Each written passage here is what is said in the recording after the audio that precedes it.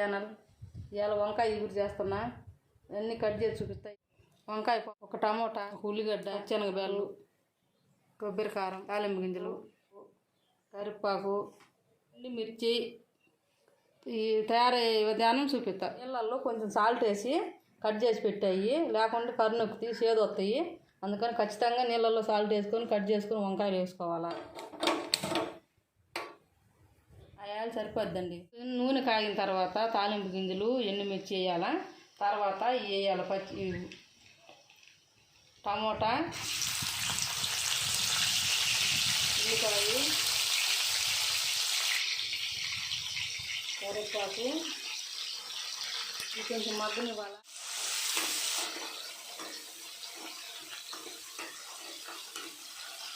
మగ్గడానికి కొంచెం సాల్ట్ వేసుకోవాలా.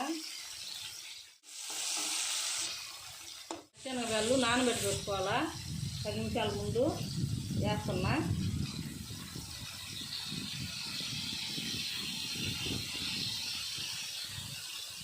కమ్మంగా ఉంటుంది. అన్నంలోకైనా, రొట్టెలలోకైనా, చపాతీలోకైనా, సంగట్లోకైనా బాగుంటుంది. అంత మగ్గింది చూడండి. ఇప్పుడు ఇందులో వంకాయలు వేస్తున్నా. ఉప్పులు ఉంటాయి, జాగ్రత్తగా చూసేసుకోవాలా. 5 వంకాయలు.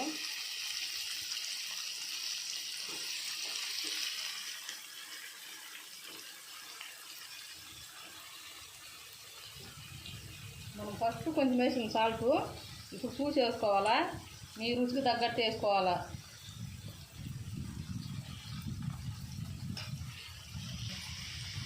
బాగా కలుపుకోవాలా. ఇప్పుడు తర్వాత కొంచెం పసుపు వేసుకోవాలా.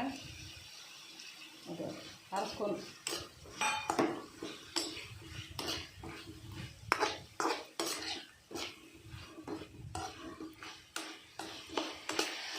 చూడండి ఎంత కలర్ఫుల్గా ఉందో. ఇంకో పల్లెంలో పెట్టుకుంటే ఎంత ముందే నోరు ఊరుకుంటుంది చూసుకుంటే. తినేయాలంత బాగుంది. ఇప్పుడు నేను మూత పెట్టేద్దాము. మగ్గిన తర్వాత చూస్తాం. ఇప్పుడు చూడండి వంకాయ ఇగురు మగ్గిపోయింది బాగా. వీటిలో మనం కారం వేసుకోవాలి, కొబ్బరి కారము.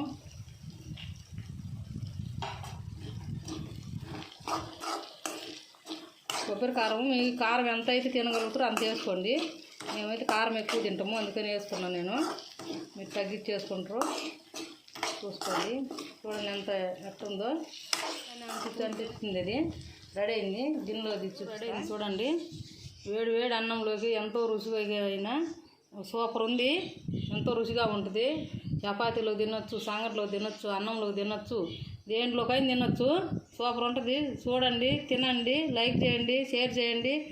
మళ్ళీ వీడియోతో మళ్ళీ కలుద్దాం. Bye friends.